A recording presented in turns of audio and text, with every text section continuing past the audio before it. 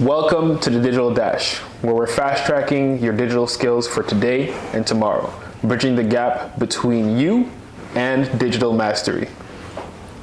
So why are we doing this? Well, essentially, we've all should have noticed by now that technology has invaded every single space. For example, there's fintech, which is financial technology. There's edutech, educational technology, right? There's all these different sectors and industries that were previously independent. Now they have this huge tech component. So, as technological driven individuals and students who have studied technology, worked in technology, we want to make it simple to understand basically what is going on in with technology right now, so that our listeners can capitalize. Remember, at the end of the day, we want to position ourselves in the area of the most opportunity, and definitely the future is one with technology. And something that I would like to add is, when you think about, where we were 100 years ago as a society in the beginning of that industrial revolution, I want you all to think about, this new digital age in the exact same way. When you hear about things like cryptocurrency coming up and, people starting to transition towards a cashless society, you gotta really think about what those kinds of things mean. So with that being said, I would love to kick it off to Carl. And a popular quote is, the best way to hide information from people is to put it in the book. So we made sure we did the research for you. So nowadays, when we scroll online or when we're online looking at different feeds, we see that everybody wants to be Kai Cenat, Mr. Beast, or even go viral, right? But what does that entail exactly? What are the implications behind this? And what does this tell us about the current state of society?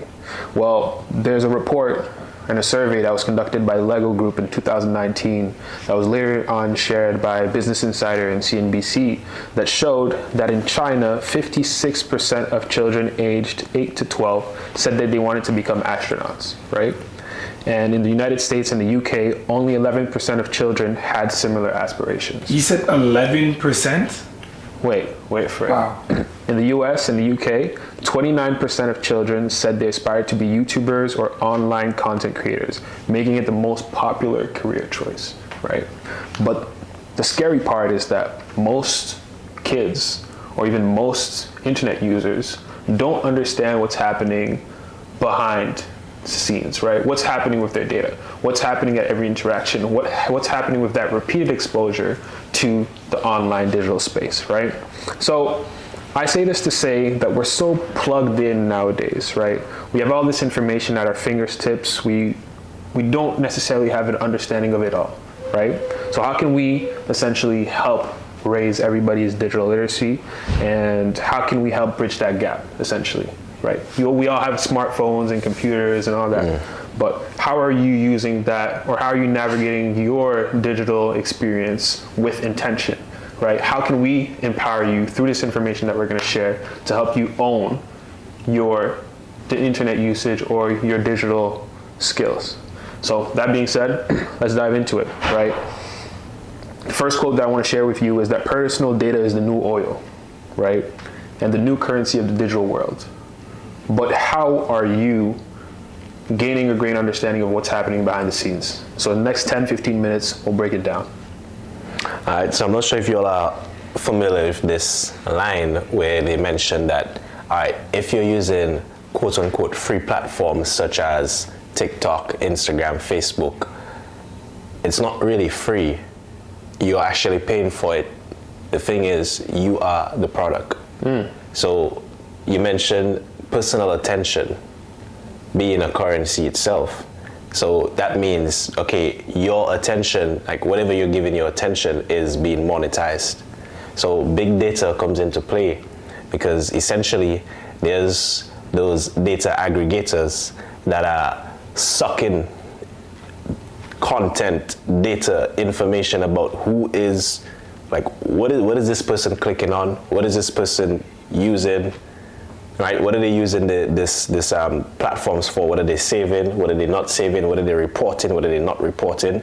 So that they can essentially just keep on serving you information that you will want to see, right? Some of us, we know it as the algorithm and so forth, but we need to understand the way in which that it works, because that's how, we as marketers, how we make money for our clients is we know, all right, there's essentially, if you had to run an ad on Facebook or any one of the platforms, right, you need to enter in the data and the information of the kind of people you want to target.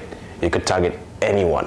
All you need to know is who you want to target, and you just put in a few keywords into your ads manager, and then boom. So essentially, this is how you become the product. Exactly. So every click on a website, every navigation, every financial interaction, everything you do online is tied to a valuable piece of information, right? So simply put, to kind of give an illustration to what Kyle just mentioned, big data, you can see it as this big engine and this big machine, right? Where there's a lot of structured and unstructured data, which is just a variety of pieces of information that are thrown into this machine. So let's think of it as your online navigation on a website is white Legos, right? Your financial transactions are red Legos. Now, in this big machine that we call big data, to process the information, we'll use algorithms to pool the information that we need and apply it in different settings. So what value does this bring to you, or how can you gain greater understanding of what this means on a day-to-day basis for you? So when we pull information from this machine, we're now able to apply it to marketing campaigns, for example, where you have what they call dynamic marketing. So before a marketing ad pops up on your web page, they'll assess your profile, see what types of things you like, and push the most relevant content to you from a marketing standpoint, right? From a shopping standpoint, this also applies. In 2012, I believe Amazon filed a patent for something called anticipatory shopping. So this is essentially delivering goods to you before you ever requested them, right? That is because of the power of big data. We know so much about you that we are able to deliver based off of the patterns that we have. We're able to deliver products that people like you want or people like you need. And it was actually deemed more profitable for them to do that, because more likely than not, you need that product, right? So what does this mean when it comes to the data that you're putting out there? This means that, yes, you are overindulged or over indexing on your online experience, but what is actually happening behind the scene? Another core concept that we could talk about is, with this aggregated data, all this data that we have about you, we're able to build a digital twin, which is essentially an online replica of all the data that we have on you, and we can build a profile on it. And based off of that, we can market to you, we can send different pieces of advertising, and so on and so forth. And then there's also your digital footprint, right? Which is essentially a combination of breadcrumbs that you leave online as you go through navigating the digital world that trace back to you.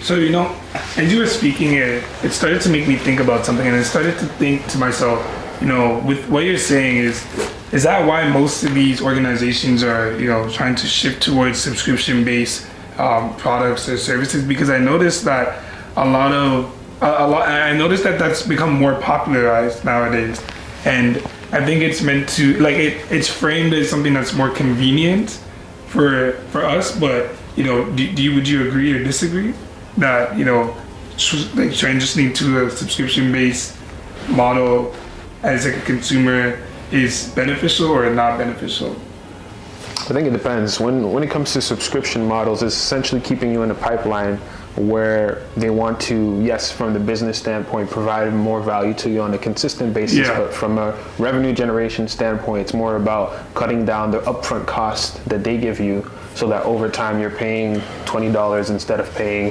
whatever the amount would be at the end of the year, right? So that's one reason from a revenue generation standpoint. The second reason behind that is, if we're able to create a cult-like following or a community, we are better able to serve those customers because we have more data about them. We have more interactions with them, and we can test and try things. A good example that I can give you is, again, Apple, right?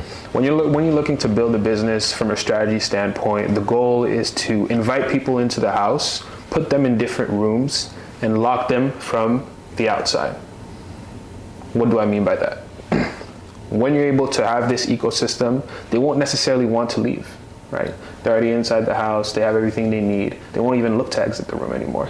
And that's what's really happening from a business standpoint. We have so much data on you that we know what you will want next. We know the patterns. Every day, nowadays, people talk about artificial intelligence, which is essentially just a marketing term.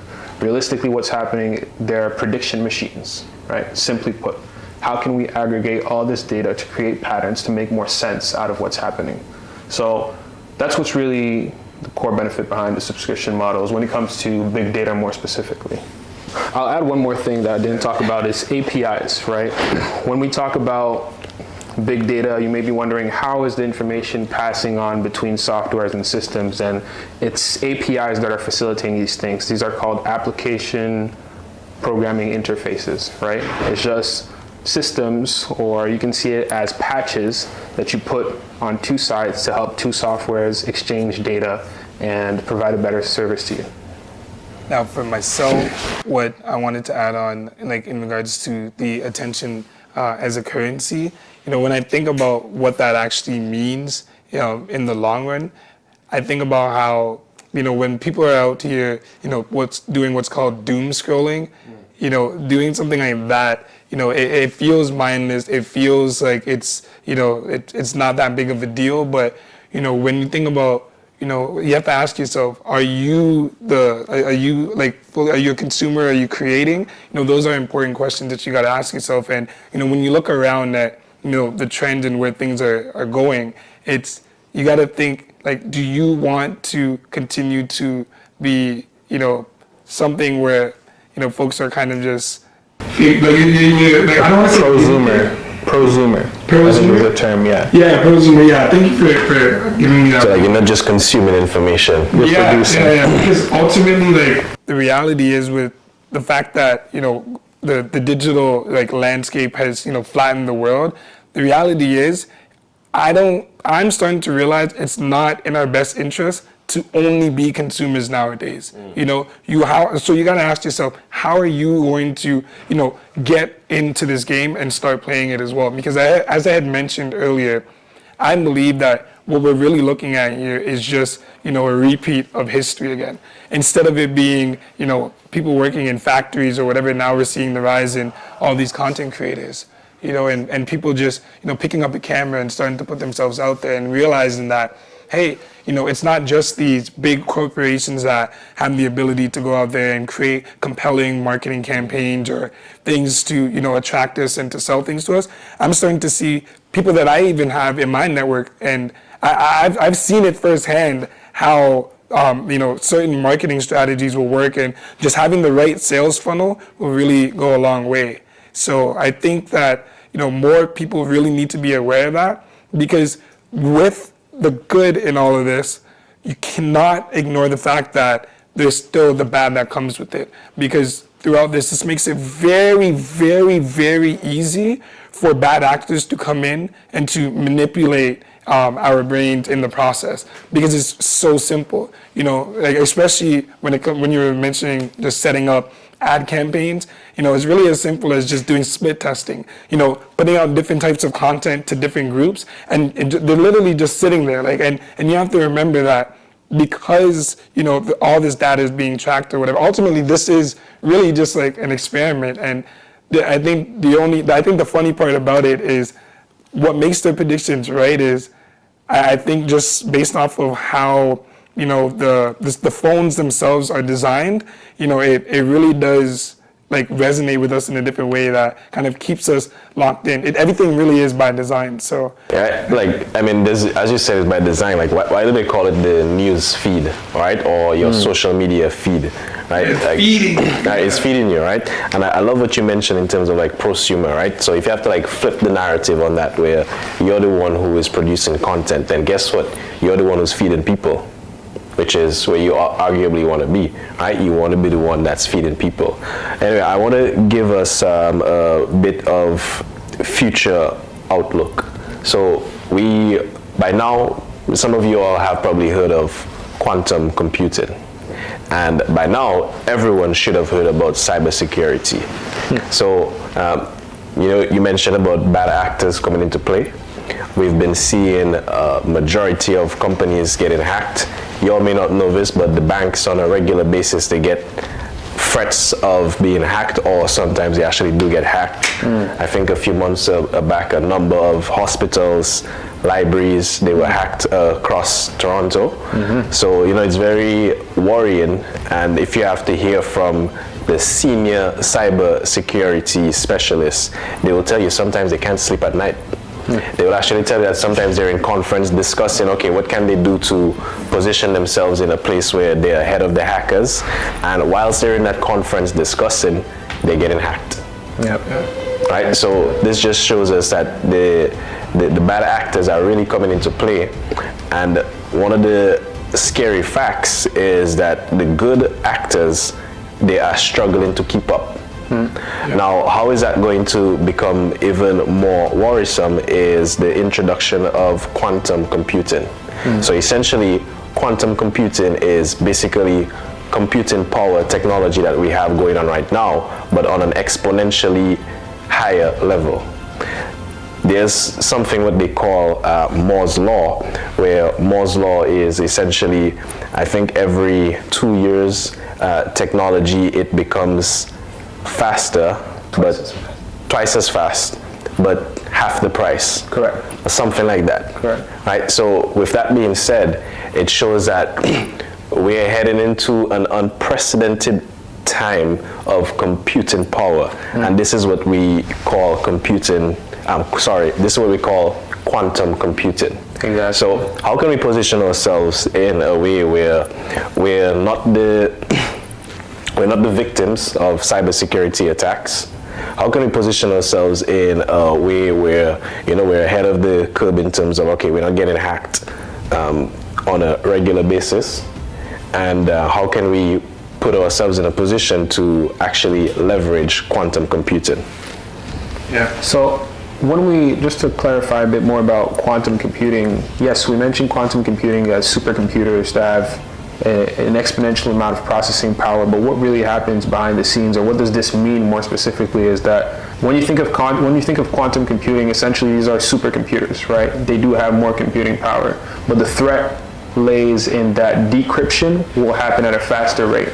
So when you think of passwords right now, with the computers that we have right now, it may take a bit more time for people to actually decode what your potential password can be and what the potential combinations could be for somebody to access your device. But realistically, with quantum computing, the decryption can happen in less than 7 seconds. So that's the real threats that's being posed, and why a lot of cybersecurity specialists are fearing this quantum computing phenomena. Yeah, very interestingly, quantum computing isn't something that is decentralized, which just means that not everyone has access towards quantum computers. I think there's only a few number of companies and people who have this, like IBM for one. They do have quantum computing power, but it's not something you could just go ahead and access. Hackers, well, in terms of what is currently known, we don't know them to have it, but we know them to that they are working on getting it. So once that gets into their hands, I believe that's where a lot more fear will start to creep up, and it just shows that we need to be aware that, okay, like this is coming, so that in some ways we can prepare ourselves for it. And it means to as well that we need to sort of, okay, like just like stop using those simple passwords, use more complex passwords, which is one of the simple things that you could use. You could also use a password manager, right, and so forth. And we're just talking about protecting your own personal information. Right now, we hear of cybersecurity risk, emerging. So, for the people who are looking for what is the next big job, right? What is the next hot market that you could position yourself into? Definitely, you could take a look at cybersecurity, and there's so many different ways in terms of how could you penetrate that space.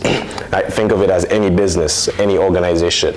You have people there, you need people to sell the product.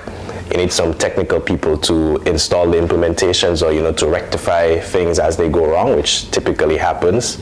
Right? You need some leaders within the organization itself. You need some assistants and so forth. So the more in which that you know about cybersecurity, the more in which that you can position yourself so that you can help combat those cyber attacks and so forth, which are going to increase at an exponential rate once we get to that level of quantum computing being in the hands of some of the bad actors. And in line with future-proofing your career, another key point is data analysis, right? Data analysis is a skill that allows you to essentially glide through a variety of sectors, whether it be finance, healthcare, sports and entertainment. Anything you think about needs data analytics, right? It's not going anywhere. We talked about big data and how efficient it is, right? So really, I think when you talk about future-proofing your career, doubling down on these technological concepts would go a long way. And for your personal use as well, just maximizing your efficiency and becoming more aware of how data is being manipulated across a variety of components is the best way for you to be more intentional in your interactions in today's world. Yeah. So with that being said, that was the Digital Dash. I learned a lot just by taking in what you guys were saying. For sure. And yeah, I really want this to be like a brief moment for you all listening to really think about what the future looks like, and maybe take some time to do some research on your own and really think about what is it that you're going to start learning about. Is it going to be cybersecurity? Is it going to be about quantum computing? And the only reason why I say this is because it's either we hop on this train now or you just get left behind. And honestly, as time it goes on, I always see people online saying things like, oh, if I only started making content back then, the pandemic or whatever, or if I only knew that, Bitcoin was going to go up, back in 2011 or 2013 or 2019, whatever, but, why think about the past? We know this information, you have a starting point, so what are you going to do with that? Facts. Right. So, interesting that you're saying this, right? Like you talk about being able to capitalize on opportunities like getting into Bitcoin early, or you could even say getting into companies like Facebook early and so forth, right? So if you did know that information before, the question is, would you have acted?